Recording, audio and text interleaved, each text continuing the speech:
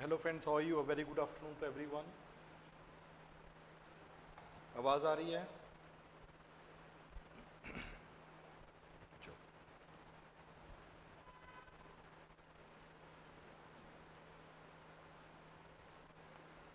ठीक है। Friends, today we would be taking up one topic and one another question of ethics. जो topic अभी हम लेने वाले हैं that is sexual harassment of women at work place. हाँ जी, गुड आफ्टरनून एवरीवन। तो इसको आज टॉपिक को हम कॉम्प्रिहेंसिवली डिस्कस करेंगे and then one attitude formation है, कुछ ऐसा एक क्वेश्चन है, एक वो क्वेश्चन भी हम कॉम्प्रिहेंसिवली लेंगे। हाँ जी, गुड आफ्टरनून, जय हिंद। देख सकते तो क्वेश्चन जो हम लेने वाले हैं, sexual harassment of women is not only seen in India but also in selected countries, but also in few other selected countries around the globe. One can prevent this issue at different levels, organizations, government and individual level by trying to prevent this issue by confronting and not blaming anyone. कहने का मतलब क्या हुआ? नीरज यार, Hindi medium के लिए तो already चली रही है। Every class I am taking up bilingual और आपको सब कुछ मिल ही रहा है, नोट्स भी हिंदी में मिल रहे हैं, सब कुछ मिल रहा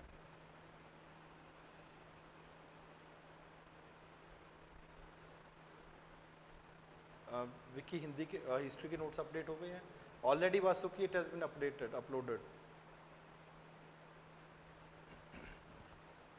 चलो, सेक्सुअल हैरेसमेंट हो रहा है इंडिया और कुछ कंट्रीज में, नहीं बट वर्ल्ड ओवर देखने को मिलता है। इसको रोकने के लिए हमें इंडिविजुअल लेवल के ऊपर, ऑर्गेनाइजेशन लेवल के ऊपर, गवर्नमेंट लेवल के ऊपर काम करने की ज़रूरत है। और ऐसा नहीं कि सिर्फ क्रिटिसिज्म करते रहे कि वो ऐसा है, ऐसे करके काम नहीं चलेगा। दूसरा है, there is not much difference to differentiate between attitude formation और एटीट्यूड चेंज। ज़्यादा डिफरेंस नहीं है एटीट्यूड फॉर्मेशन और एटीट्यूड चेंज है। If people change the attitude, they can be said to be forming a new attitude. In the context of the above statement, highlight the various factors की attitude formation होता कैसे है, ये दूसरा question है। पहला topic है सेक्सुअल हरासमेंट ऑफ वुमेन, इसको हम चलो कॉम्प्रिहेंसिवली डील करते हैं।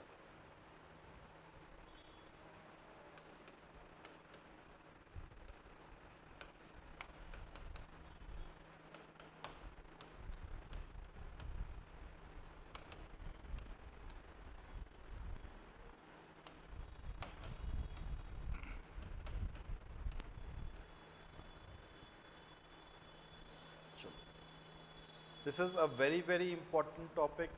आपको ऐसे में भी यूज़फुल होगा, आपको इंटरव्यू में यूज़फुल होगा, and it is very useful for example in writing what is called as social issues को आप अच्छे तरीके से लिख सकते हो। और आपको पेपर 2 में भी डायरेक्टली क्वेश्चन आ सकता है कि सरकार फॉर एग्जांपल इनके लिए क्या क्या कर रही है। तो उसको 3-4 जगह पे इसको आप यूज़ कर सकते हो। तो पेपर 1 में पूछा जा सकता है, पेपर 2 में पूछा जा सकता है, ऐसे में आप इसको यूज़ कर सकते हो और इंटर में भी इसको यूज़ कर सकते हो। When you talk about this sexual harassment of women at work place, मतलब कोई भी विमेन अगर वर्क प्लेस पे कहीं पे भी काम कर रही है, उसका सेक्सुअल हरासमेंट होना, that may be in multiple way. Sexual harassment क्या होता है वो हम आगे जाके करेंगे। तो हम इस टॉपिक में क्या क्या कवर करने वाले हैं।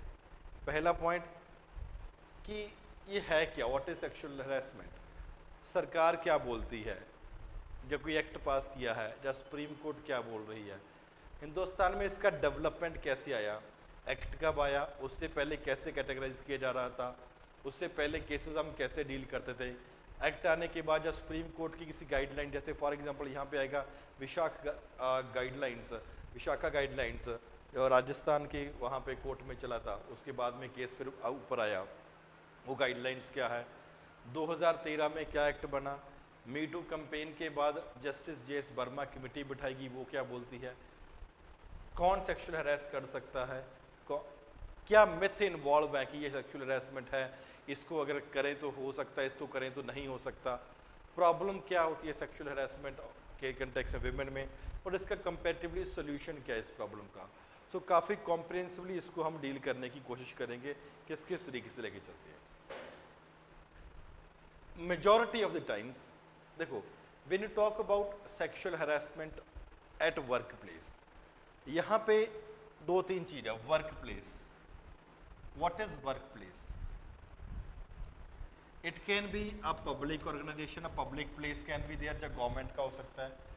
It can be in a private place also, for example कोई प्राइवेट कंपनी है, आप उसको बोल सकते हो कि ठीक है। It can be others also. What is cover in others also? For example clients हो गए आपके, या सप्लायर्स हो गए, एक्सेट्रा। जब वहाँ पे एक्सेट्रा जो भी लोग आपके टच में आते हैं, कोई आपके से कुछ सामान लेने आया, वहाँ पे कुछ उल्टा सीधा बोल के चला गया, हरासमेंट हुआ। या फॉर एग्जांपल आप ऐसा लगा लो, कुछ सप्लायर्स हैं आपके, कुछ सामान आपको सप्लाई कर रहे हैं, वो किस तरीके से बिहेव करते हैं। तो वर्क प्लेस का मतलब क्या हुआ?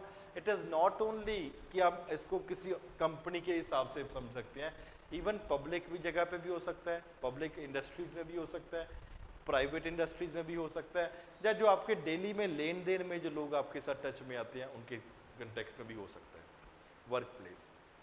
क्या ये प्रॉब्लम सिर्फ डेवलपिंग कंट्रीज में है? नहीं, ये problem it is basically there in the developed countries, it is there in developing countries, it is there in under developed countries also.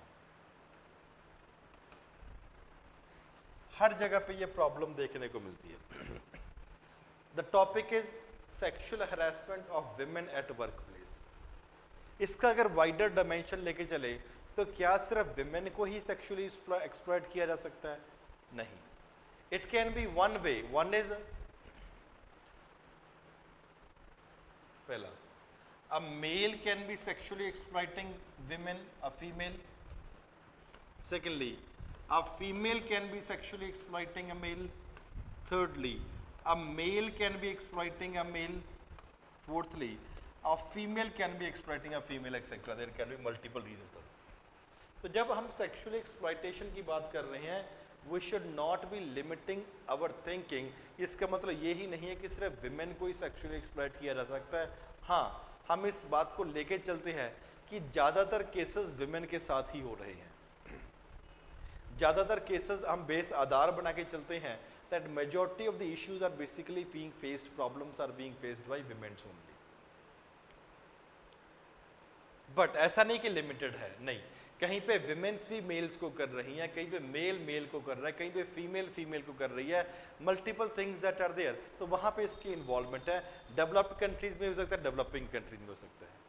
तो आप ऐसा कह सकते हो, it is not oriented towards a particular sex, male या female या किसी की बात नहीं। आप ऐसा कह सकते हो, जब सेक्सुअल हरासमेंट की बात आती है तो take it for granted that this is something that is you can call as a behaviour. It is the behaviour of a person towards the others. किस तरीके से आप बिहेव करते हो, आप पर्सनली उस इंसान से ए बी से किस तरीके से बिहेव करेगा, प्राइवेटली आप कैसे बिहेव कर रहे हो, जब पब्लिकली आप उसको कैसे बिहेव कर रहे हो। मैं इसको एक एग्जांपल देता हूं बिहेवियर का। एग्जांपल क्या है कि किस तरीके से आप बिहेव करते हो। नॉर्मली क्या था, there was a person in, this is a true example, एक केस स्टडी है। ऑफिस में there was a person A male and B was a female. तो क्या था, ये इसको कॉन्स्टेंटली देख रहा था, बुरे तरीके से देख रहा था, स्टॉकिंग जिसको बोलते हैं।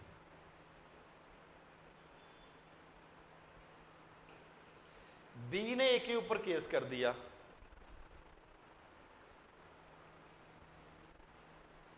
हाँ बिल्कुल मनप्रीत, डेफिनेटली मीन्स तो हर जगह पे है।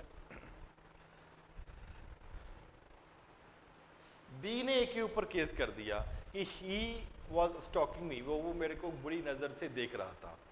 वो केस चला, etcetera things were going on, case चला। वो कहता मैं नहीं देख रहा था, कहता नहीं। अब इसका एविडेंस क्या है, क्योंकि देख रहा था नहीं, सीसीटीवी कैमरा भी वहां पे नहीं थे। वो कह रहा था मैंने देखा नहीं है। शी वॉज कॉन्स्टेंटली सेइंग कि इसने देखा है। तो इसके खिलाफ कोई एविडेंस अवेलेबल नहीं था ए के खिलाफ कि वो देखा कि नहीं देखा है, बिकॉज ना तो कि उस टाइम उस गवाह प्रेजेंट थे, ना फॉर एग्जाम्पल सीसीटीवी कैमरास लगे हुए थे जिस तरीके से प्रूव करें। तो फिर पता कैसे लगेगा? मैंने क्या बोला है? It is a behaviour. पता कैसे लगेगा ए का बिहेवियर कैसा है? फिर ए के ऑफिस में दूसरे लोगों से पास पूछा गया कि क्या ये कभी किसी को बुरी नजर से देखता हुआ आपने देखा, ऑब्जर्व किया है? कहते हाँ, हमने इसको ऑब्जर्व किया है कि ये बहुत बार बहुत लोगों को गंदी नजर से देखता है, लेकिन इसको जब ये गंदी नजर से देख रहा था तो हमें नहीं पता। तो केस इसके फेवर में चला गया। क्यों? Because it was a behaviour of A to have a stalk and other people. दूसरे लोगों को बुरी नजर से देखना ए के बिहेवियर में ही था। तो डिस्पाइट द फैक्ट कि ए के खिलाफ कोई सबूत नहीं मिले थे, लेकिन ओवरऑल प्रोसीडिंग्स में क्या हुआ, इसका नेचर है कि हाँ अभी इस बंदे के खिलाफ सबूत नहीं है, लेकिन जब ऑफिसर्स के दूसरे लोगों के साथ बात करते हैं तो वहां पे क्या होता है कि लगता है कि इसका बिहेवियर ही इस तरीके से है ताकि सेक्सुअली हैरेस करता है ये। नहीं, इट्स फाइन गौरी, आप रिफ्रेश करो। Any other student facing a problem? आप रिफ्रेश करो गौरी, हो जाएगा।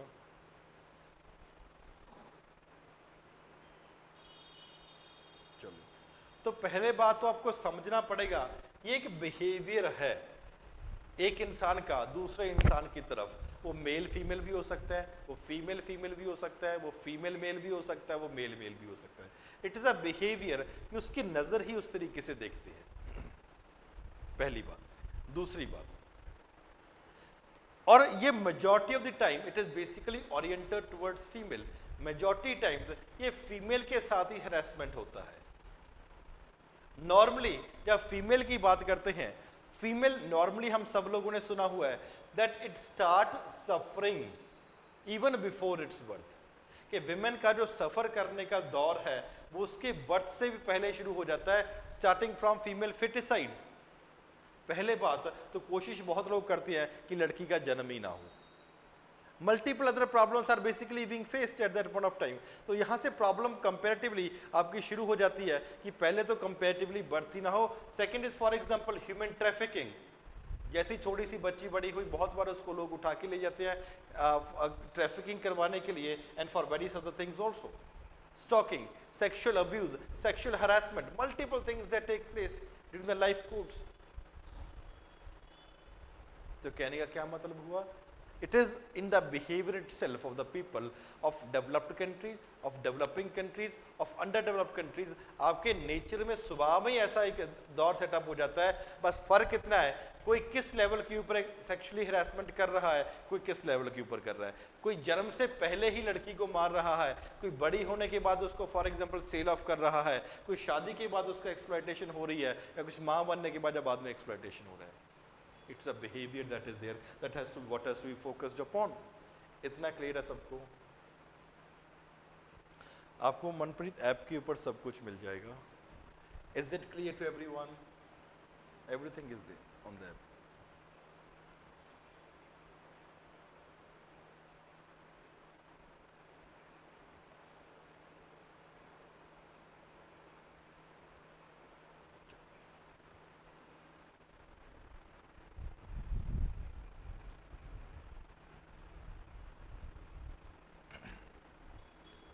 Firstly,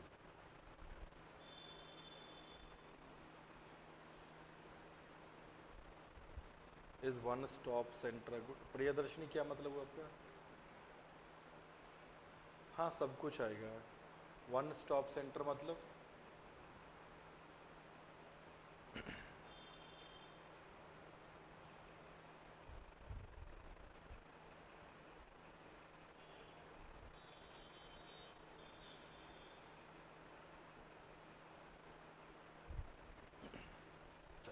आगे मूव करते हैं। एक बार टॉपिक करवाने तो let me complete the topic. अभी 1 घंटा और लगेगा, तो कोई प्रॉब्लम नहीं है कि every points will be solve. Now अब हम इतनी बात कर रहे हैं,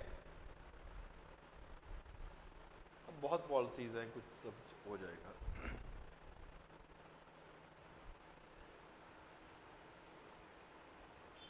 चलो, व्हाट इज, हम बात कर रहे हैं सेक्सुअल हैरेसमेंट। सेक्सुअल हैरेसमेंट होता क्या है? Sexual harassment, that is the first important thing. अलग अलग जगह पे इसकी अलग अलग डेफिनेशन देखने को मिलती है। जब इंटरनेशनल लेवल के ऊपर बात करते हैं तो बड़ी ओपन सी डेफिनेशन दी हुई है।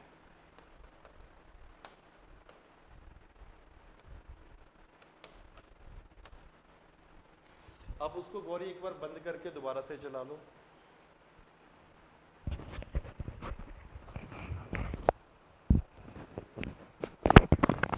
इंटरनेशनल वाले क्या बोलते हैं, it is basically violence against women. इन्होंने क्या बोला है, violence against women and a discriminatory treatment. बड़ी वेग सी डेफिनेशन दी हुई है, कोई क्लियर कट किसी ऑर्गेनाइजेशन ने नहीं दी हुई है, ऐसी है कि ये मान लिया जाता है कि वायलेंस हो रही है विमेन के खिलाफ या डिस्क्रिमिनेशन हो रहा है विमेन के खिलाफ, घर पे हो रहा है, राजनीति में हो रहा है, सोसाइटी में हो रहा है, इकोनॉमिक्स में हो रहा है, जॉब में हो रहा है, हर जगह पे डिस्क्रिमिनेशन हो रहा है। लेकिन हमारे कंटेक्स्ट में जब इंडिया की बात करते हैं जहाँ पे डिस्क्रिमिनेशन की है, तो वहाँ पे सुप्रीम कोर्ट ने भी क्या बोला है, प्लस 2013 में एक एक्ट बनाया था sexual harassment of the women at work place, उसके कंटेक्स्ट में एक एक्ट बनाया गया था, तो उसके कंटेक्स्ट में क्या डेफिनेशन है, तो वो हमें दोनों चीज पता होना चाहिए। इन्होंने क्या बोला, it is unwelcomed, it is unwelcomed sexually determined behaviour.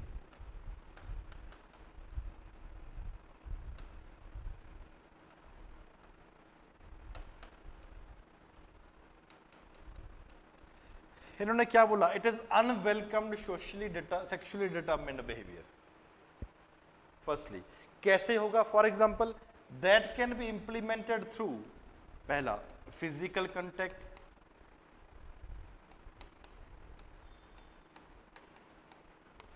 किसी के साथ आप डेलिबरेटली उसको टच करने की कोशिश कर रहे हो, फिजिकली आप कांटेक्ट करने की कोशिश कर रहे हो, firstly. Second thing, request for sexual favour, किसी को रिक्वेस्ट कर रहे हो या किसी को डिमांड कर रहे हो for sexual behaviour, that is also there. देखिए sexually oriented remarks,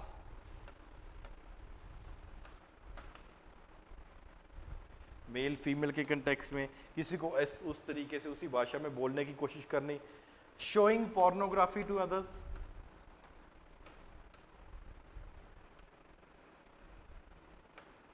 that can also be recognized as sexual harassment, and unwelcome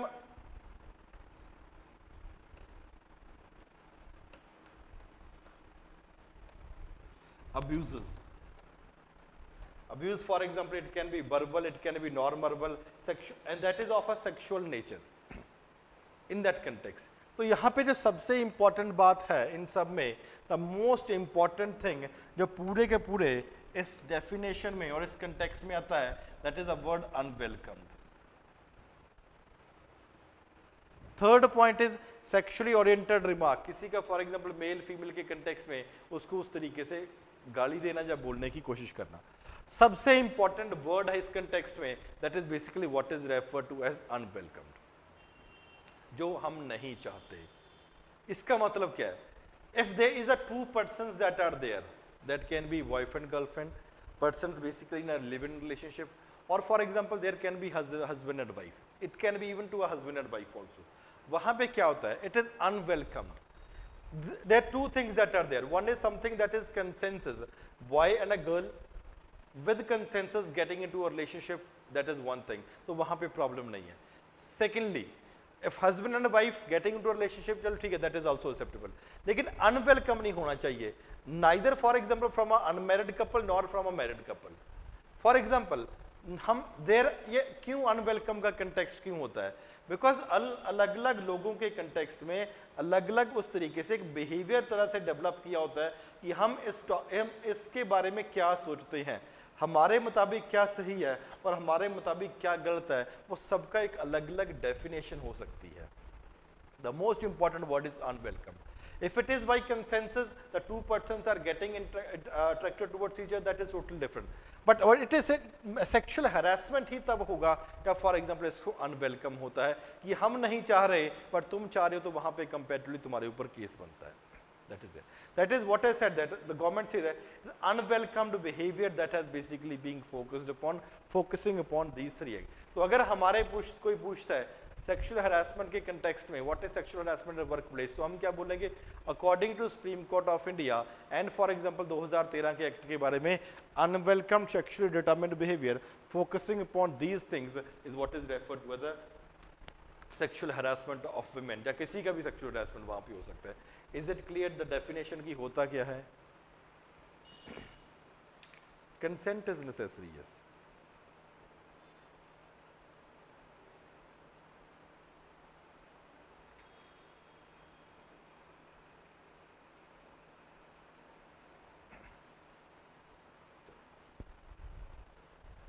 unwelcome मतलब नहीं चाहते जी, हमारी कंसेंट नहीं है, धक्के से या फॉर एग्जांपल कोई रेप कर रहा है, कोई कुछ भी कर रहा है, unwelcome, we do not want to get into the relationship with that particular person, लेकिन वो फिर भी फोर्स कर रहा है, उसको बोलते हैं अनवेलकम, विदाउट कंसेंट. हम नहीं चाहते फिर भी हमारे साथ वो ऐसा कर रहा है, तो इसको बोलते हैं अनवेलकम. वाई का मतलब अन्नू?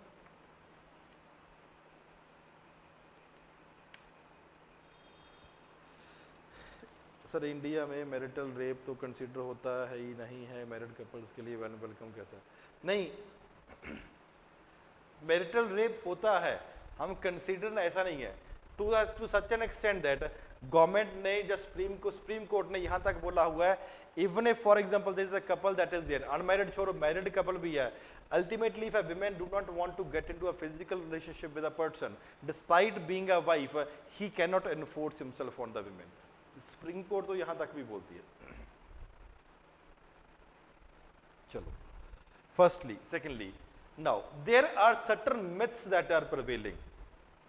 जैसे फॉर एग्जांपल रेप होते हैं या कुछ भी होता है, multiple other things are there, जो हुआ चलो वो एक one aspect that is very wrong that is there, लेकिन कुछ कंपनीज में, कुछ गवर्नमेंट ऑफिस में, कुछ अनऑर्गेनाइज सेक्टर में, या बहुत सारे लोगों का आम बातें सुनने को कैसे मिलती है, ये क्यों हुआ, एक्सेट्रा नहीं हुआ. There are certain myths that are involved.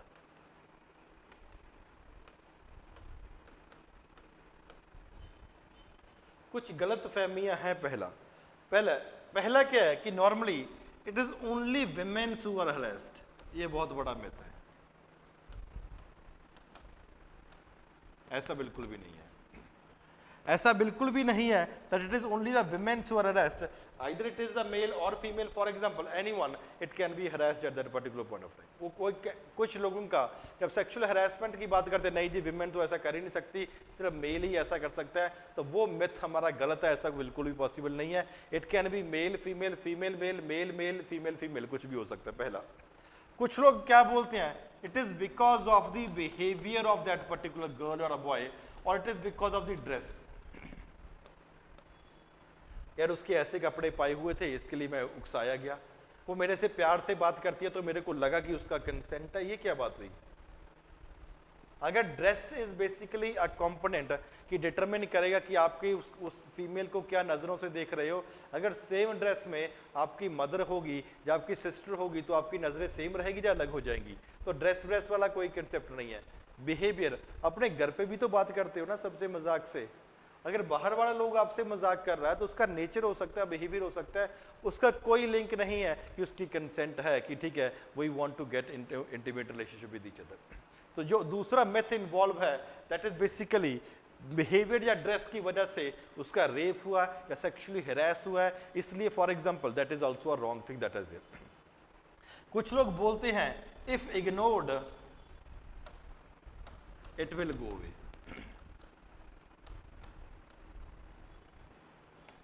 अगर इसको इग्नोर मार दोगे तो अपने आप ठीक हो जाएगा, लेकिन ऐसा नहीं है. जैसे आपने बहुत बार देखा होगा कि कभी मैं YouTube क्लास लेता हूं तो कोई एक आधा बच्चा नमूना टाइप सा आ जाता है, लल्लू टाइप सा, तो वहां पे क्या होता है कि वह कुछ ना कुछ बोलने लग जाता है, तो मैं बोलता हूं सेम हरकतें अपनी माँ को जाके बोल जो यहाँ पे बोलना चाह रहा है. आपने शायद बहुत बार सुना होगा मेरे को, बिकॉज अगर आप इसको करोगे if ignored it will go away, never, that person will never be going away. बहुत बार ऐसे ड्रामे वाले लोग आते हैं. एक सिंपल सा कंसेप्ट है, a dog should know its place. अगर कोई फालतू का ड्रामा कर रहा है उसको उसकी औकात दिलाना कि इस बिहेवियर की, basically it becomes very very important that is there. बहुत बार मैं क्लासेस में ऐसा बोलता हूं, कुछ लोग बोलते हैं सर आप ऐसे क्यों बोलते हैं, मैं बोलता ऐसा ही हूं. If ignored that will go away, this is a myth. अगर इग्नोर किया तो सिर पे चढ़ के बैठेगा, उसी पे कान पे दो एक, अपने आप शांत हो जाएगा, बिकॉज इट इज देयर. क्यों? Sexual harassment is a behaviour that is there. कितना भी इग्नोर करोगे तो रस्सी जल जाएगी, बल नहीं जाएगा. That is basically what is called as myth that has been. Third, it is a rare occurrence. कुछ लोग बोलते हैं चलो छोड़ो यार, कभी कभी हो गया है, ऐसा नहीं है. Rare occurrence कुछ नहीं है. It is something that is a deep inside, occurring almost everywhere in the developed countries, in the developing countries, in the underdeveloped countries, in public organization, in private organization, in organized sector. हम हर एक घरों में, हर बहुत जगह पे होता है. होल क्या है? It is not a rare occurrence. Rare occurrence तब होता है जब केस ही बाहर आ जाता है. Majority of the time, majority I am talking, this issue do not even come out in the open. अरे छोड़ो यार, मेरी बेइज्जती हो जाएगी, छोड़ो मेरा समाज क्या बोलेगा, छोड़ो मैं बॉस की कंप्लेंट कर दूंगी तो फॉर एग्जांपल मेरे को कहीं और नौकरी नहीं मिलेगी. Multiple problems are there. It is not a rare occurrence. तो there are deep myths that are involved. बहुत डीप मिथ इन्वॉल्व हुए हैं, गलत फहमियां इन्वॉल्व हुई हैं कि ये सिर्फ विमेन के साथ ही होता है, या बिहेवियर या ड्रेस की वजह से है, अगर इग्नोर कर दे तो नहीं होगा, या रेयर अकरेंस है. ये कंपेरेटिवली एक मिथ है. जितनी जल्दी इस मिथ को कंपेरेटिवली हम तोड़ देंगे उतना ही हमारे लिए ठीक है. Is it clear to everyone?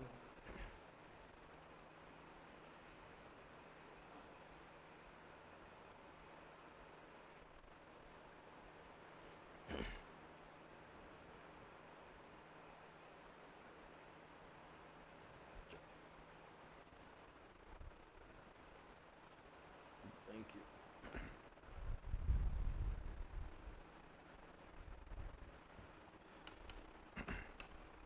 Now, next. It is basically sexual harassment of women at a workplace as a problem.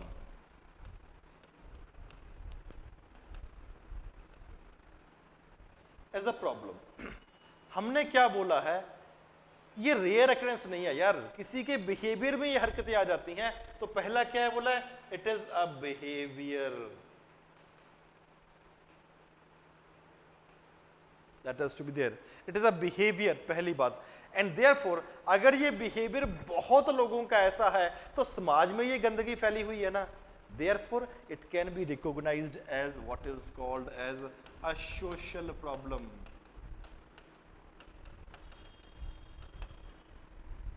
क्या रिकॉग्नाइज करना पड़ेगा? This has to be recognise what is called as a social problem. And it is one sided. हमें लग रहा था कि वो हमें देख रही थी, हमें लग रहा था कि वो हमसे हंस के बात कर रही थी, हमें लग रहा था कि उसने ऐसे कपड़े डाले हुए थे तो हमें हमें उकसाने की जरूरत कोशिश कर रही थी, हमें लग रहा था. One sided and unwanted it is. लग तो कुछ भी सकता है तेरे को. It is one-sided that has to be there. One-sided affair, one-sided attraction, one-sided wrong thinking about a person. And it is always unwanted that has been there. And many a time, the most important thing that is, it is the fear that is involved into it. Fear that is involved into it. बहुत बड़ी बात है. क्यों? It is not about always, it is not always about the physical attraction that is there. लेकिन बाद friends इसको ध्यान से देखो, it is a social problem. fear involved है. क्यों? Because it is not a physical attraction. लोग sexually harass करते हैं अपनी पावर दिखाने को लिए. फिजिकल अट्रैक्शन बात की बात है, अपनी पावर दिखाने के लिए कि मैं इकोनॉमिकली स्ट्रांग हूं, मैं पॉलिटिकली स्ट्रांग हूं, मैं रिलीजियसली स्ट्रांग हूं. आपने बहुत सारे केसेस देखा. फॉर एग्जांपल आपने सुना होगा कि पिछले 3-4 साल से कास्टिंग काउच, कि क्या बोलते थे, तुम्हें फिल्म में एक रोल मिल जाएगा, you have to stay with me etcetera. क्यों? अपने आप को बॉलीवुड में पावर दिखाने की अपनी कोशिश कर रहे थे. It is a social problem. It is power जो अपनी दिखाने की कोशिश करते हैं. And power has to be shown at multiple places. That has to be there. ये पावर आप क्यों दिखा पाते हो? तभी दिखा पाते हो अगर डर है किसी के मन में बैठा हुआ है तो. नहीं दिखा सकते. किसका डर है? Fear of a boss. अरे मैंने बॉस को रोक दिया तो क्या बोलेगा, एक्सेट्रा. Fear of society. अगर मैंने ये बॉस की बात सोसाइटी में बता दी तो क्या होगा? फियर. इकोनॉमिक प्रॉब्लम है, अगर मेरे को जॉब में निकाल दिया मैं और कहां पे नौकरी के लिए जाऊंगी. Fear that can be there. Multiple problems are there. Fear है कि मैं कैरियर एडवांसमेंट रुक जाएगा. फियर है कि समाज मेरे बारे में क्या सोचेगा. ये कब? बिकॉज ऑफ पावर की वजह से वो डोमिनेट करने की कोशिश करते हैं. That is there. And this has become a major problem in the schools, in colleges, in universities, in hospitals, everywhere this is a problem. The harassment has been taking place. who is a person who is a harasser and who is a person who is harassed. Now अब ये ध्यान में आती है power.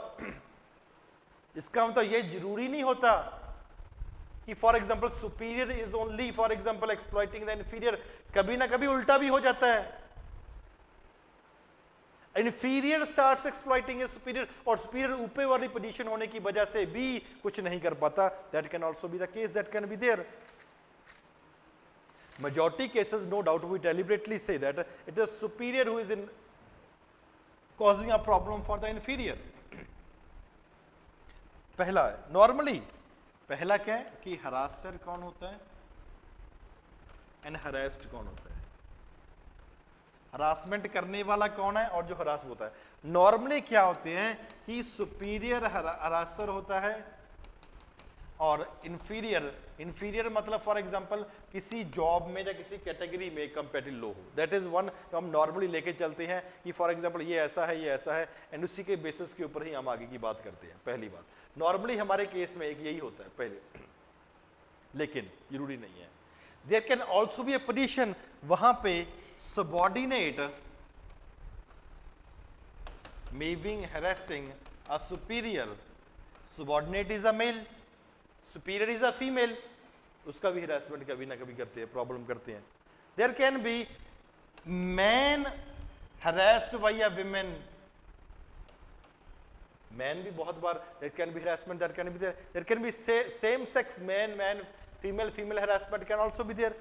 Not all this, there can be supervisors, co-workers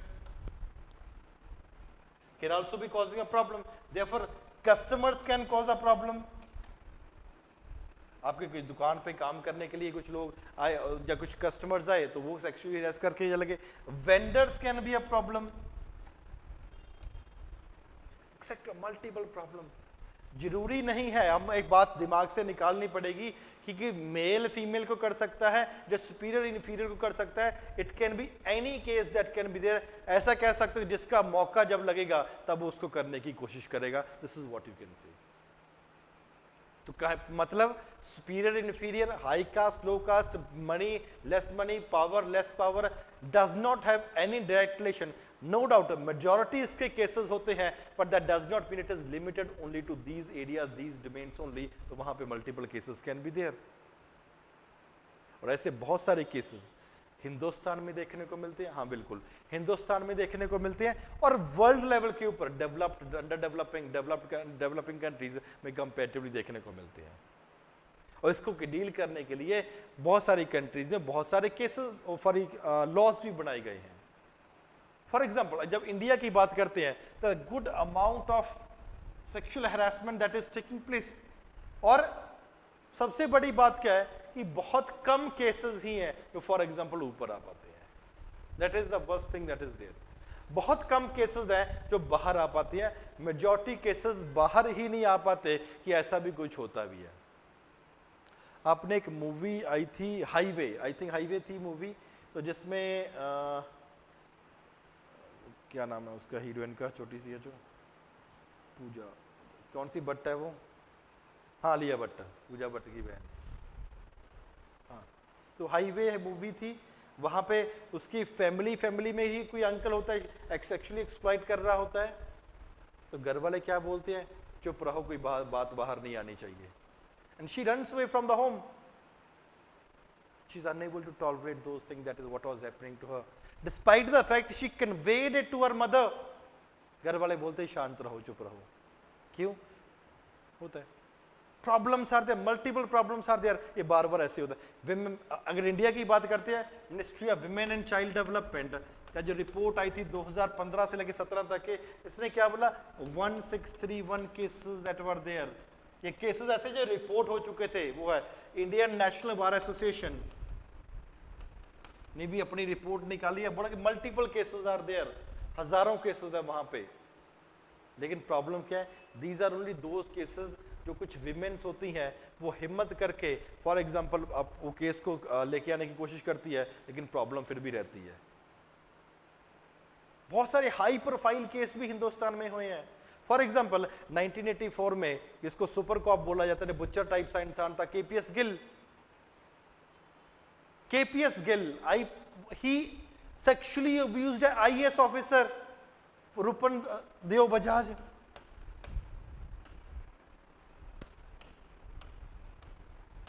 एक IAS officer इसको harass किया, बेवकूफ इंसान।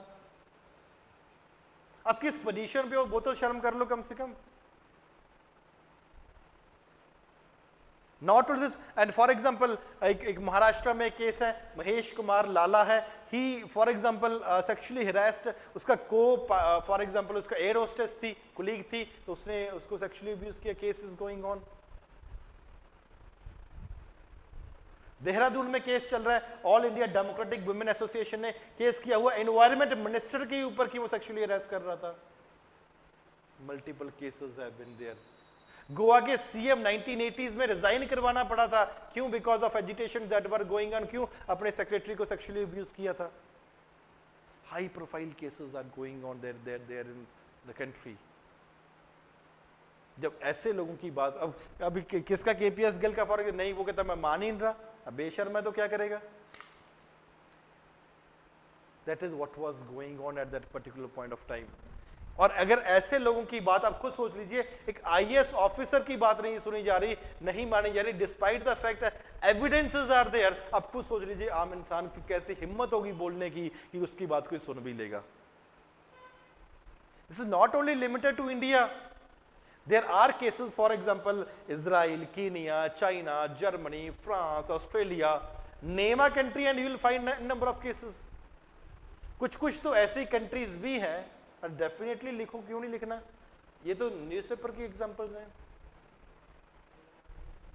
कुछ ऐसी कंट्रीज हैं, फॉर एग्जांपल US, ऑस्ट्रेलिया, वहां पे 90% विमेन्स हैव एक्सेप्टेड कि उनके साथ सेक्सुअली अब्यूज हुआ है, या उन्होंने देखा है सेक्सुअली अब्यूज होते हुए। 90% of the working women, that are very high number, 90% womens बोलती हैं।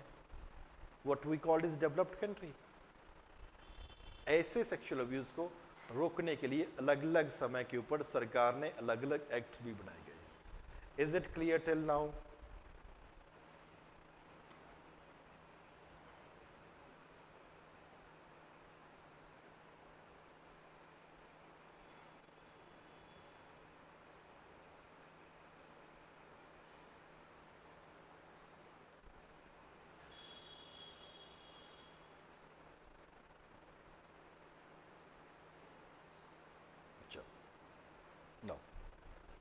The act regarding this, हमने क्या बोला था? Definition of this act, the definition of this term sexual harassment was came up in 1997। पहले supreme court ने बोला था विशाखा गाइडलाइंस के कंटेक्स्ट में, फिर 2013 में एक sexual harassment of women at work place के कंटेक्स्ट में एक एक्ट बनाया गया था, जिसके क्लियर कट, अगर क्योंकि वो सरकार ने दे दिया है, एक क्लियर कट गाइडलाइंस आ चुकी है कि this is what you have to call as a sexual harassment, जो हमने अभी किया है।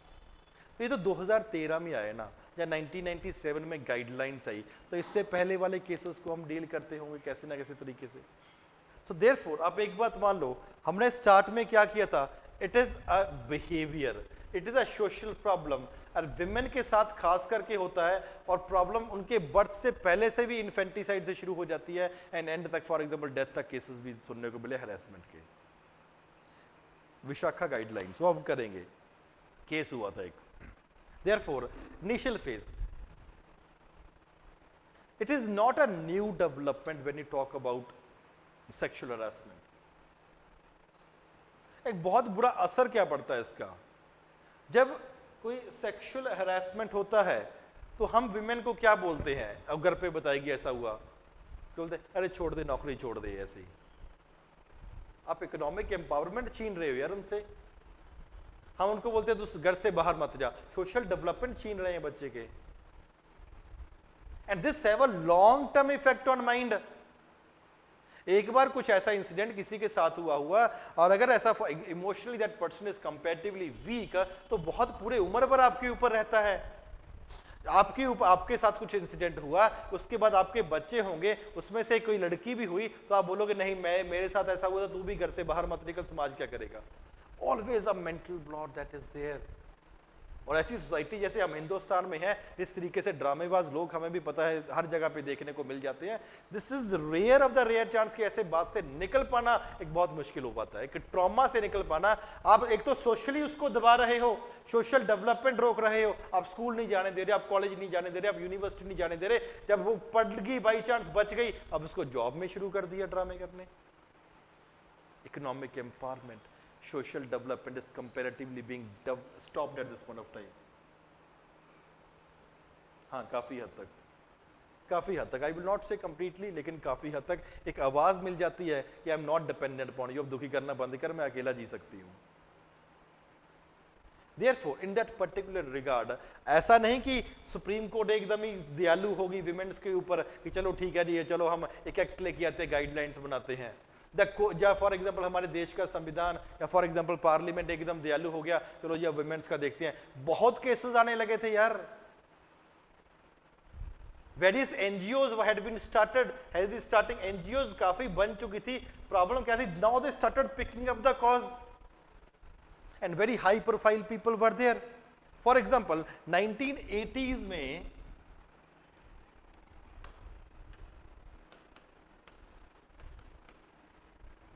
an NGO picked up the cause Forum Against Oppression of Women.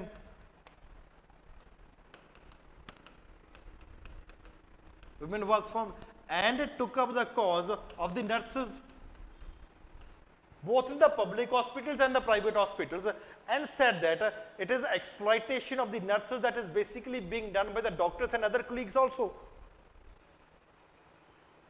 Patients, patient के relatives, staff, multiple other people, they carry on the exploitation, sexually abuse करते हैं nurses को। They picked up the cause and try to make stronger stringent regulations for this कि ऐसा ये खत्म होना चाहिए। Not only this, women's voice, an NGO that was formed in Goa at that particular point of time in 1980s, it took up the issue of CM harassing the secretary and forced the CM to resign कि resign दो।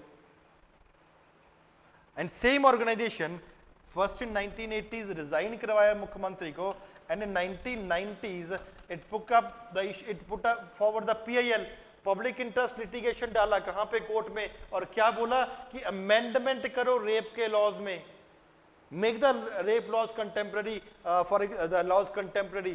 पुराने जो law चल रहे हैं उसको change करो, बहुत सारे और प्रॉब्लम्स आ चुकी है, उसको भी कंटेम्प्रेरी करो। And big development took place in 1997। Supreme Court came out, and Supreme Court, for example, Vishakha and others versus State of Rajasthan, 1997.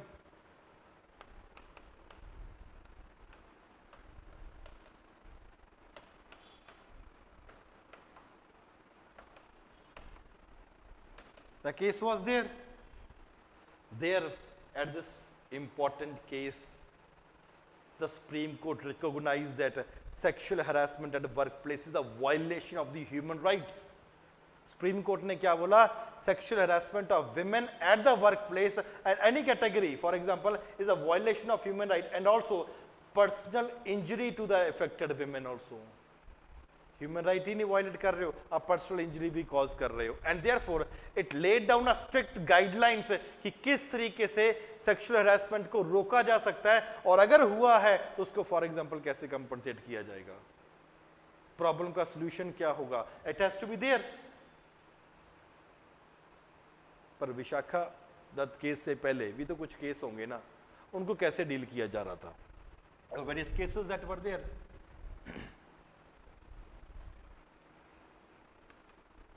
For example, IPC, it was basically dealing section 354,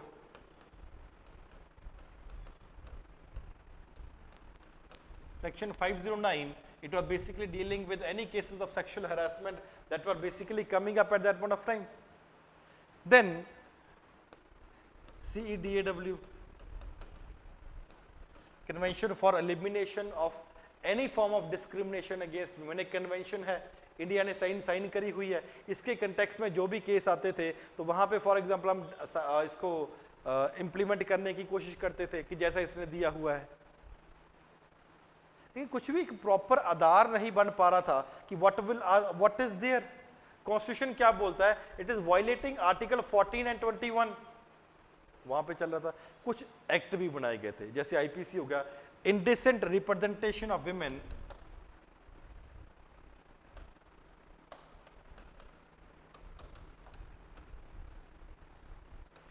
के लिए एक बनाया हो 1987, industrial dispute act है 1947 के लिए, factories act 1948 and protection of human right act later 1993। अलग अलग समय पे अलग अलग एक्ट भी बनाए गए हैं जो इनडायरेक्टली डील करते सेक्सुअल हैरेसमेंट को।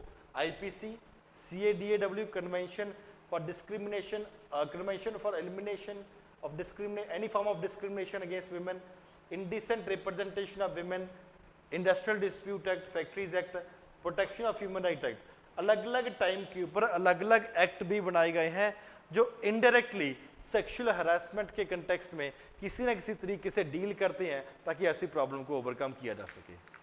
All these things were going on eight that point of time. Now very important development is basically took place in the context of the Vishakha guidelines 1997 में, जब कोर्ट ने बोला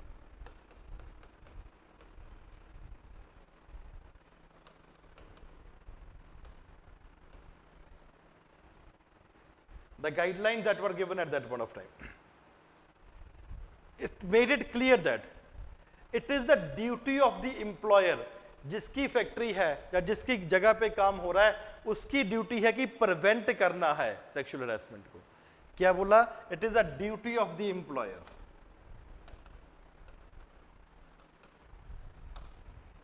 किसको करेंगे? सो दैट कोशिश करेंगे कि पहले बात तो ऐसा ही हो ही ना, और अगर हो गया it also provide for resolution या सेटलमेंट के लिए भी। पहले बात तो हो ही ना, अरे हो गया है तो उसको फॉर रिजॉल्व कैसे किया जा सकता है, सेटल कैसे किया जा सकता है। तो देयरफॉर चाहे वो इंसान खुद इन्वॉल्व नहीं है लेकिन उसकी जगह पे हुआ है तो उसकी जिम्मेवारी बनती है कि इसको फॉर एग्जांपल तुम रिजॉल्व करो। देयरफॉर स्टेप पहला क्या है? It has to be prevented, रोका जाना चाहिए कि ऐसा हो ही ना। तो इसके लिए इन्होंने क्या बोला है? देयर आर सर्टेन स्टेप्स जिसको बोलते हैं प्रिवेंटिव स्टेप्स। लो जी, चाहे आप पब्लिक सेक्टर में है चाहे आप प्राइवेट सेक्टर में है, आपको प्रिवेंटिव स्टेप्स लेने की जरूरत है। फॉर एग्जांपल नोटिफाई करो, पब्लिश करो और सर्कुलेट करो। पहला क्या है? नोटिफाई करो, पब्लिश करो और सर्कुलेट करो। किस चीज को? फॉर एग्जांपल कि हम सेक्सुअल हरासमेंट को अपनी ऑर्गेनाइजेशन में टोटली प्रोहिबिट करते हैं और लोगों को बताते हैं, मतलब अपने ऑर्गेनाइजेशन के लोगों को बताते हैं, नोटिफाई करते हैं, अलग अलग न्यूज़पेपर टैक्सिंग पब्लिश करते हैं और सर्कुलेट करवाते हैं। ये बात पूरे के पूरे समाज में पहुंच जाए। क्योंकि राहुल आ गया, पानी दे दे गर्म करके। फर्स्टली, सेकेंडली, गवर्नमेंट ऑर्गेनाइजेशन में है तो वहां पे प्रॉपर रूल्स बनाओ। अगर गवर्नमेंट ऑर्गेनाइजेशन है प्रॉपर रूल्स बनाओ, ऐसे इंक्लूड करो कि इस रूल्स में कहीं भी सेक्सुअल हरासमेंट ना हो, और अगर सेक्सुअल हरासमेंट हो रहा है तो उसके ऊपर पेनल्टी लगाई जाएगी। या रूल्स में क्लियर कट मेंशन किया होना चाहिए, और ऐसे ही रूल आपको प्राइवेट सेक्टर में भी देखने को मिलने चाहिए, हर ऑर्गेनाइजेशन में। पहली बात, नोटिफाई करो, सर्कुलर में पब्लिश करो, सर्कुलेट करो। सरकार को भी अपने ऑफिसर्स में क्लियर होना चाहिए, हम इसको रोकते हैं, अगर कुछ उल्टा सीधा काम करता तो पेनल्टी लगेगी। सेम चीज प्राइवेट सेक्टर में भी होना चाहिए। एंड कोशिश करनी चाहिए और अप्रोप्रिएट वर्किंग कंडीशन,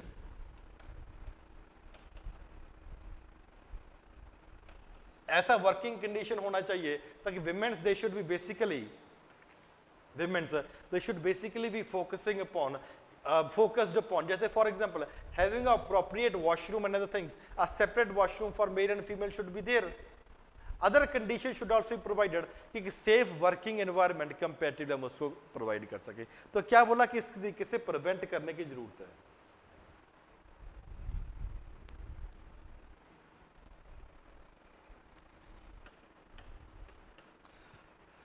फर्स्टली इसने बोला प्रिवेंट करो जी, सेकंड बोला अगर फिर भी हो रहा है, पहला क्या था, प्रिवेंट करो।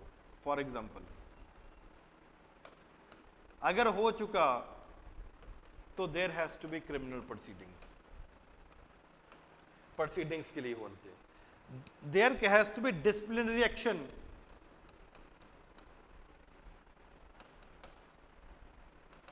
एक्शन लेना चाहिए। एंड एक्शन लेने के लिए there has to be internal complaint committee,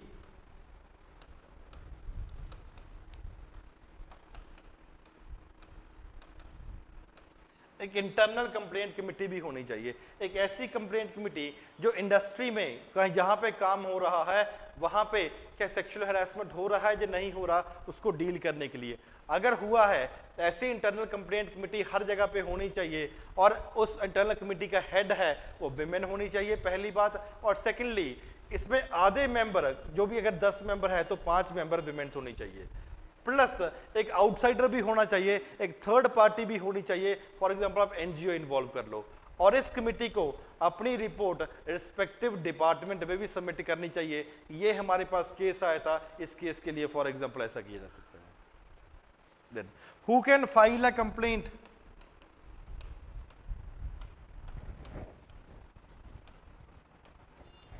कौन कंप्लेंट फाइल कर सकता है, जिसके साथ कोई फॉर एग्जांपल प्रॉब्लम हुई है within 3 months of the problem, तो आप फॉर एग्जांपल आप कंप्लेंट फाइल कर सकते हो अकॉर्डिंग टू दिस कमेटी।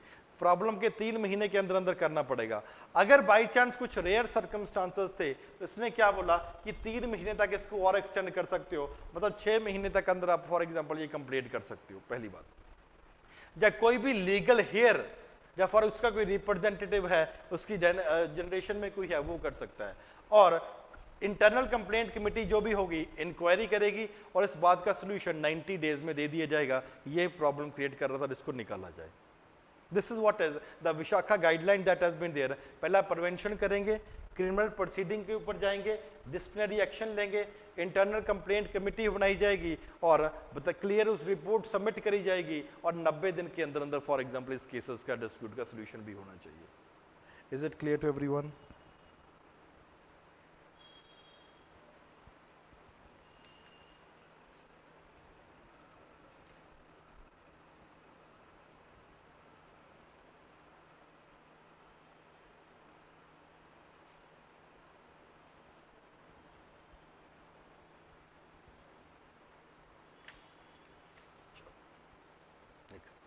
इसके चलते हुई 2013 में एक एक्ट पास किया गया, sexual harassment of women at work place prevention.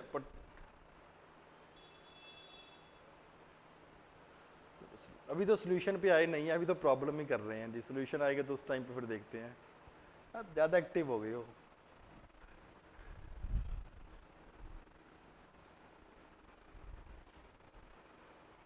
चलो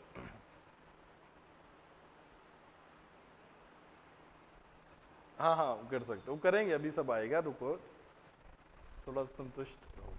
next is sexual harassment of the women at work place prevention, prohibition and redressal act 2013 में पास किया गया।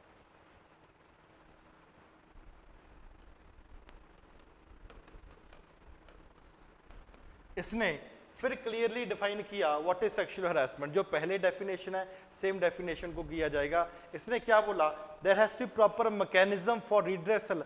अगर कुछ उल्टा सीधा काम कर रहा है तो उसको भी मैकेनिज्म प्रोवाइड होना चाहिए।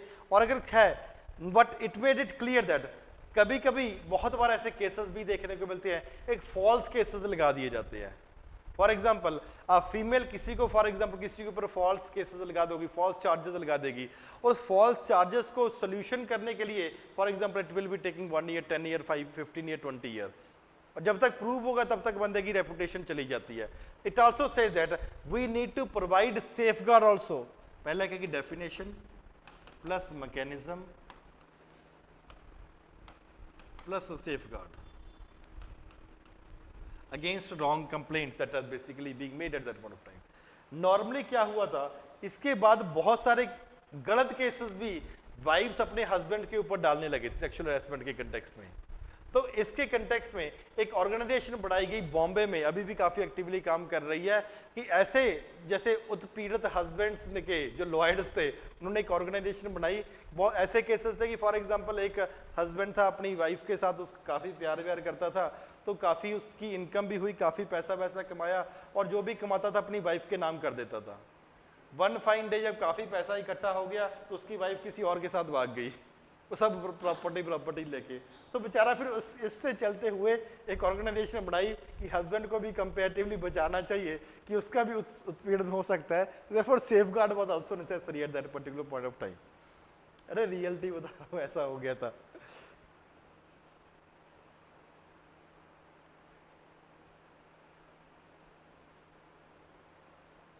एक ना टर्म है CBM, क्या होता है ये?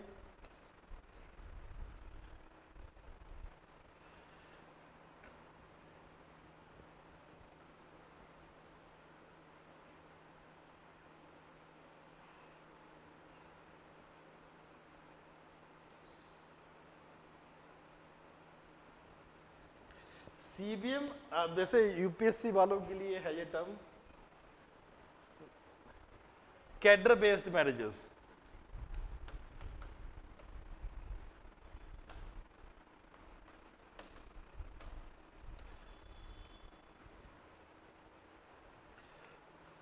दो तीन एग्जांपल देता हूं।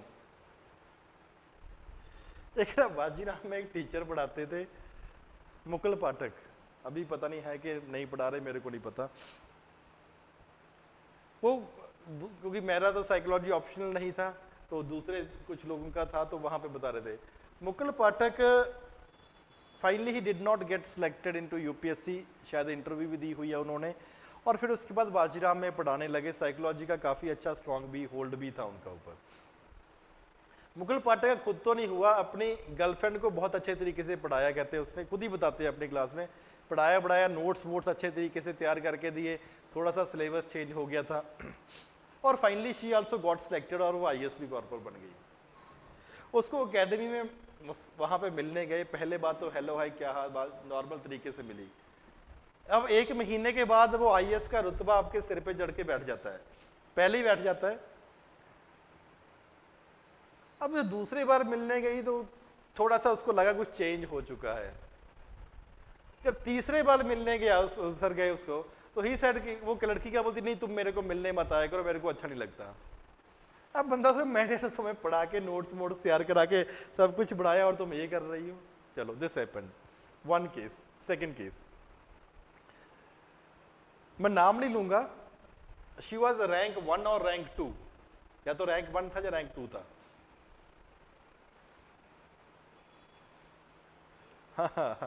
ठीक है, रैंक 1 या रैंक 2, कोई हस्बैंड वाइफ की बात बता रहा हूं आपको।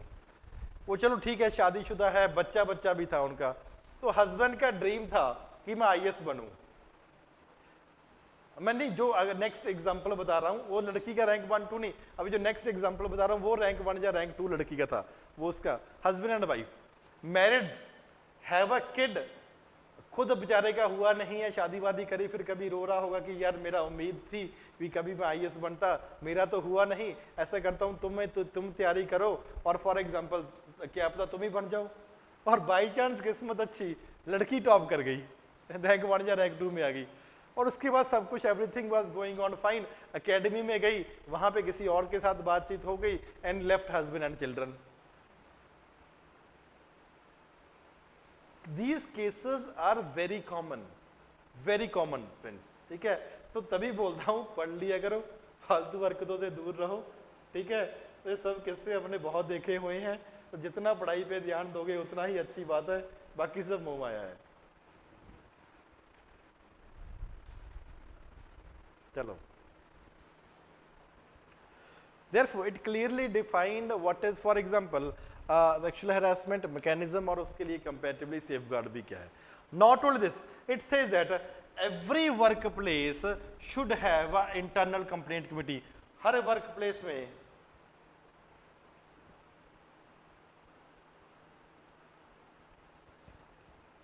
अबे ज्यादा फीलिंग मत लो सुनील, और एक और भी था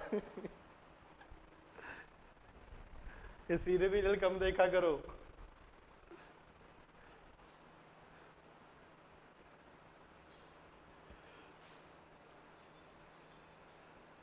हाँ बिल्कुल। चलो, नाउ इट सेज दैट, अरे इंडिया को छोड़ो, पहले खुद को सावधान कर लो कहीं खुद के साथ ना हो जाए।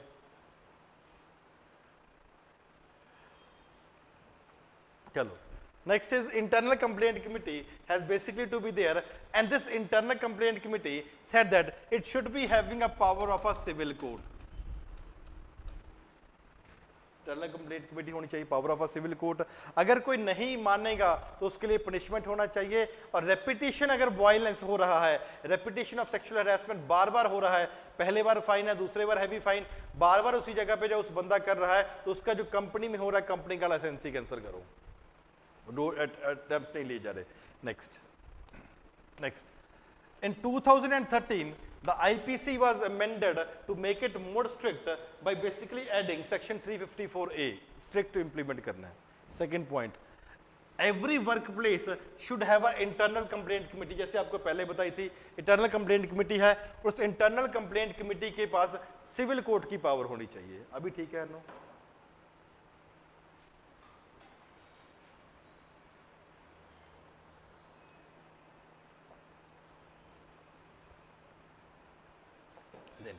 एक और बहुत जबरदस्त कंपेन चली थी, मी टू कंपेन।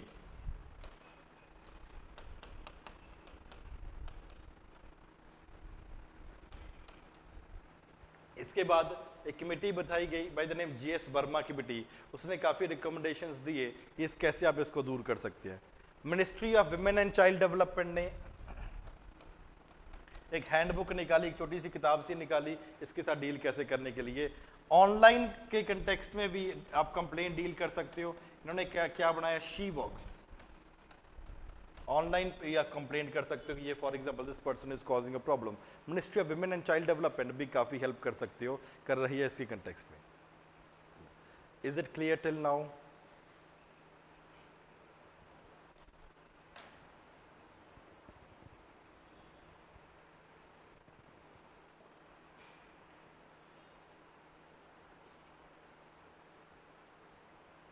नहीं भी ऐसा नहीं था जो राजेंद्र नगर वाले नहीं, मैंने बहुत लोगों की देखा शादी वादी भी होते हुए।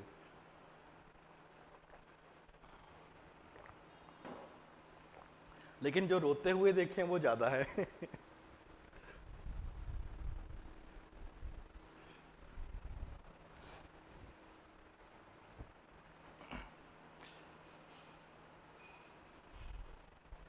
एक मेरा दोस्त है, उसका नाम नहीं लूंगा, अभी तो एक आईएएस ऑफिसर है वो। तो when we were taking classes तो गट्सी भी था बंदा बेचारा, ही प्रपोज्ड अ गर्ल, वहाँ पे उसकी जो भी बातचीत होगी एक्सेट्रा एक्सेट्रा। उसके बाद क्या हुआ कि उसी ग्रुप में अगले साल एक लड़का आईपीएस या आईआरएस बन गया, पता नहीं जो भी एक्सेट्रा बात हुई होगी, वो लड़की की बातचीत उसके साथ होगी जो लड़का ऑफिसर बन चुका था। अब ये बेचारा टेंशन में to such an extent that he went into depression, literally depression में चला गया था वो लड़का, और वो भी गंदे वाले डिप्रेशन में चला गया था। फिर वो बेचारा अपना काम वाम करने लगा, फिर उस he also got selected into IAS. वो लड़का जो मेरा दोस्त था वो भी फाइनली आईएएस हो गया, और उस लड़की की शादी भी उस दूसरे लड़के के साथ नहीं हुई जो आईआरएस बना था, और उसकी लड़की की शादी कहीं और पे हो गई। अब दोस्त तो सबके कमीने ही होते हैं। अब इसके कुछ दोस्तों ने क्या किया, अब कई बार एक कॉमन फ्रेंड भी होता है कॉल्ड फेसबुक पे, तो जिस दिन इसका रिजल्ट आया उसको काफ़ी इन्होंने वो भेज दिया फोटो वोटो that he got selected as IAS officer etcetera, उसकी रिकमेंडेशन में कुछ ऐसा होता है। तो दिस इज बेसिकली, आप ऐसे कह सकते हो कि उसने ऐसा किया, उसके साथ भी ऐसा हुआ, she did not stay with him, और जिसके साथ वो फॉर एग्जाम्पल दैट हैपेंड वो भी आगे वहां पे नहीं। ऐसे बहुत सारे केसेस है। अब कौन सही है कौन गलत है ये इतना नहीं सोचना चाहिए। चलो नेक्स्ट इज, शादी में जरूर, लेकिन उसकी भी शादी हो गई थी तब तक तो।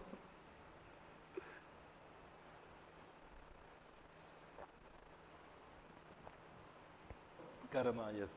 चलो आगे चलते हैं ना, इसका इफेक्ट क्या होता है, कमिंग बैक टू टॉपिक। भाई ये मसाले राजेंद्र नगर में बहुत है, ठीक है ना। Coming back to the topic, अभी तो कुछ तो आगे स्टूडेंट बताते भी हैं कि उसके सर मेरे साथ ऐसा हुआ, मेरे साथ ऐसा हुआ। मैंने बोला भाई मूव ऑन, जो होना था हो गया। सच बहुत है, बहुत लोग आके बता सर ऐसा है, मैंने बोला चलो छोड़ो। What is the impact of all these things, not all these things, impact of sexual harassment.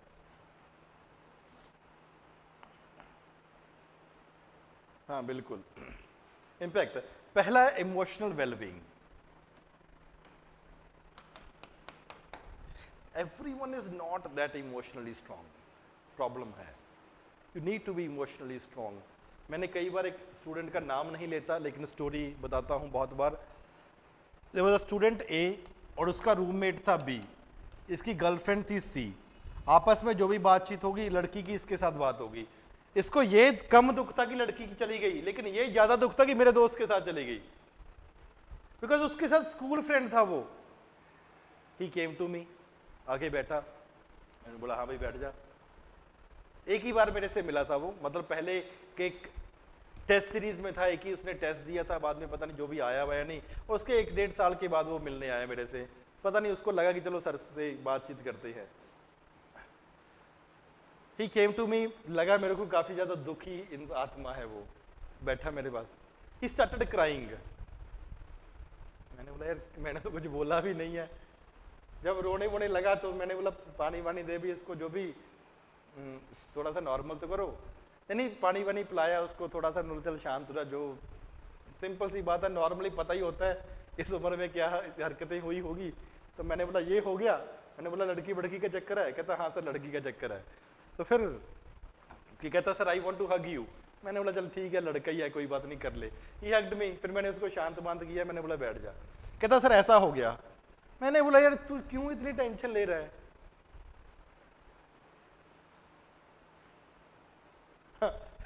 क्यों इतनी टेंशन ले रहा है?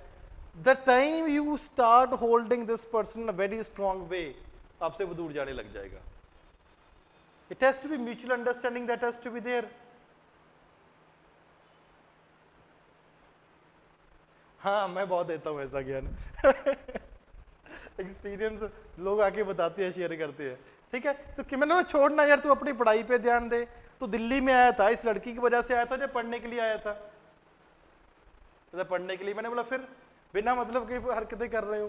फिर फाइनली उसका आईएएस में, तो फॉर एग्जांपल अभी शायद अटेम्प्ट भी पढ़ा होगा, उसके किसी स्टेट, महाराष्ट्र स्टेट का था, महाराष्ट्र का था, उसका स्टेट में फॉर एग्जांपल वो हो गया था। तो उसके बाद ही अगेन केम बैक कि सर उसके बाद मैं पढ़ाई पे ध्यान दे रहा हूँ and I finally got selected. मैंने बोला चल शुक्र है। Emotionally strong you need to be. Many people they are not in a position to be emotionally strong. Trust issues नहीं है, मैंने कौन सा नाम लिया भाई उसका। देखो the person wasn't is the person.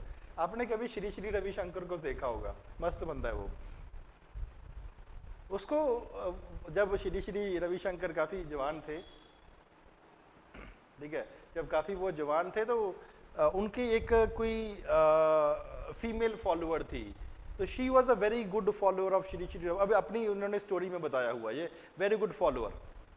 तो कहते गुरुजी आज मेरा बर्थडे है। कहते चलो ठीक है लेट अस एंजॉय करते हैं। कहते गुरुजी आप मेरे साथ घूमने फिरने के लिए चलो। कहते ठीक है बेटा चलते हैं। द पर्सन, द गुरु ही बाबा ही हम भी, ठीक है, अभी वो दूसरे फील्ड में नहीं गए। should be in a position that you should be in a position to adapt according to the need, and that is the most important thing. अगर आप अडेप्ट करके ना according to the need of that particular person who is there, comparatively you will be a successful person as a human being. I am talking not in the context of anything else. As a human being you will be in a position of person. क्यों? Because putting yourself into the footsteps of the other is the most difficult one, so that other person can understand कि किस तरीके से for example ये बात समझ रहे कि नहीं समझ रहे। Therefore emotional well-being is comparatively the most important thing that is required. Secondly, physical health भी इफेक्ट होती है। अरे यार किसी के साथ ऐसा कुछ हरकतें हुई हो, रात को नींद नहीं आती, टेबलेट्स लेनी पड़ती, एक्सेट्रा। क्यों? आपका फिजिकल हेल्थ इफेक्ट हो रही होती है।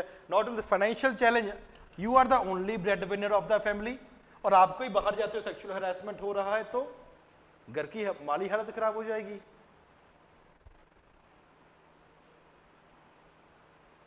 अरे बिल्कुल भाई, हम सबकी बात मानते हैं, तभी तो मैंने बोला दोनों साइड से हो सकता है। दिस ग्लोबल कॉन्सिक्वेंसेज ऑल्सो, एक पूरे का पूरा एक डर का एक माहौल, एक सहम का माहौल कंपेरेटिवली हो जाएगा। अरे चल छोड़ो, बहुत हो गया, ठीक है, दिल पे ले जाते हो। These can be the impact of what is called as harassment that can be taking place. Now therefore we need to understand this problem. There are certain issues which are there with this act. इस act के साथ कुछ problems हैं, negative things that are there of the act. The first issue that is there, for example, it do not cover agricultural workers are not covered, armed forces persons are not covered. The act is not gender neutral.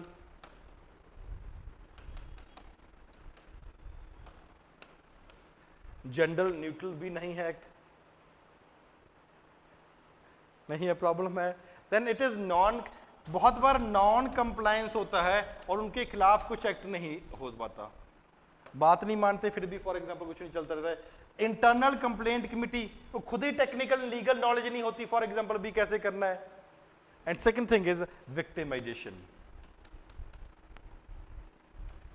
continuous victimization that is basically taking place, continuous victimization। अब घर पे हो for example या कहीं पे, non compliance means the committees are not being established properly. Victimisation superior inferior, घर पे बाहर पे समाज में ऑफिस में हर जगह पे विक्टिम्स फॉर एग्जांपल होते हैं। Therefore there is a need to overcome this problem and this problem has to be overcome at different levels, at organisational level, at individual level, at for example government level, multiple other things are there. Therefore इस problem को overcome करने के लिए we need to take certain steps. For example from an organisational point of view,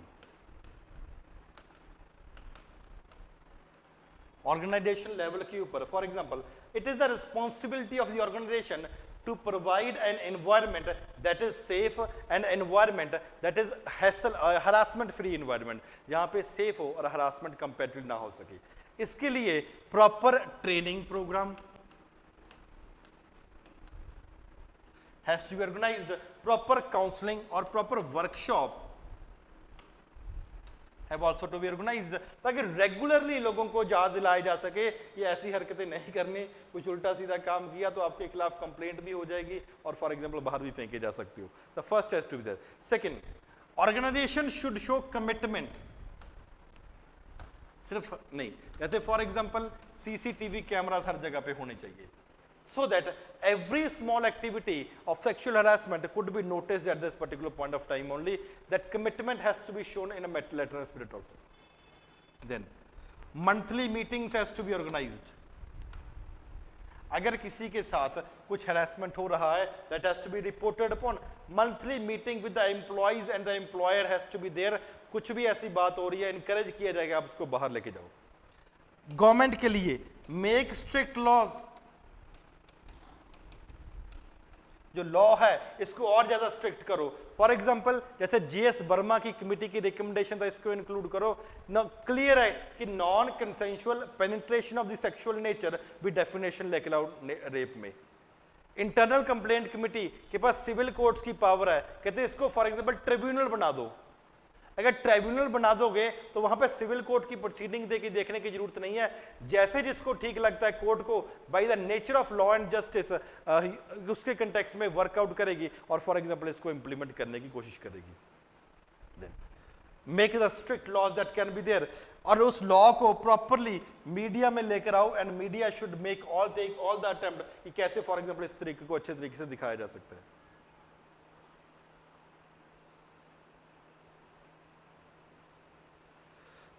Certain reason why is best web series on the, क्या हो गया अमृत?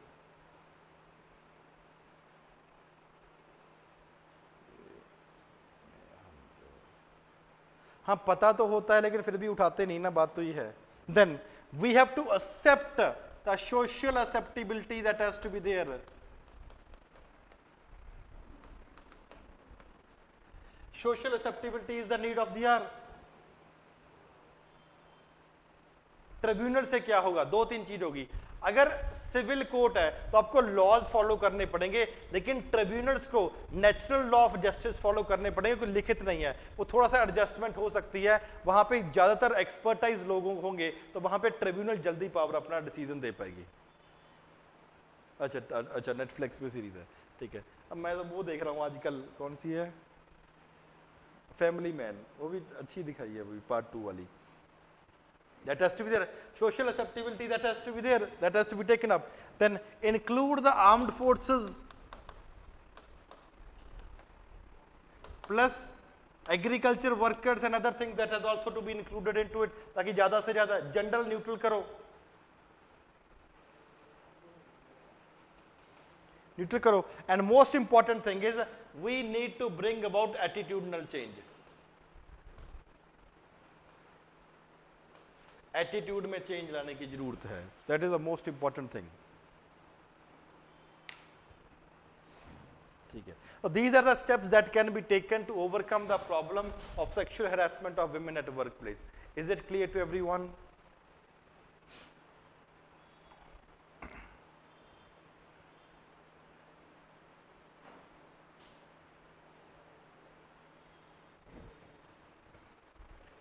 Gender neutral, ऐसा ना होगा ना कि ऐसा मत लिखो कि सिर्फ विमेन्स ही एक्सप्लॉइट होते हैं, मेल भी हो सकते हैं, कोई भी हो सकता है।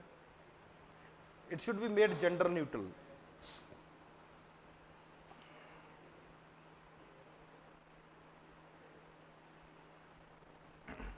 सोशल एक्सेप्टेबिलिटी की मानो ये गलती है, मानोगे तभी तो हमें इसके ऊपर इंप्रूव करने की बात करेंगे, अगर मानेगी नहीं तो इंप्रूव क्या करेंगे।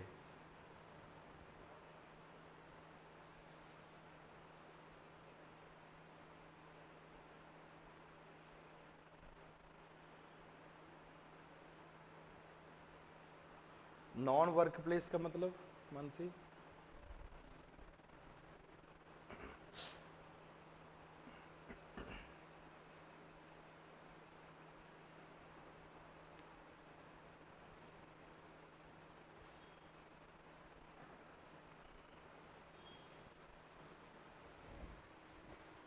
आर्म फोर्सेस और एग्रीकल्चर वर्कर जो इस एक्ट में नहीं है उनको भी लेकर आओ टॉपिक। हाँ वर्क प्लेस है, work place can be anything, public private या नॉर्मल कुछ भी हो सकता है, अनऑर्गेनाइज्ड वर्क प्लेस की जगह भी हो सकती है। चलो तो फ्रेंड्स इस टॉपिक को, इस क्लास को हम यहीं पे रोकते हैं।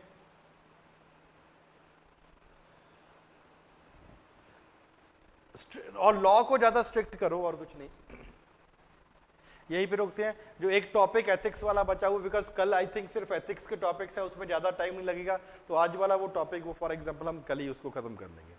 ठीक है friend, thank you very much, take care of yourself and see you tomorrow. Thank you.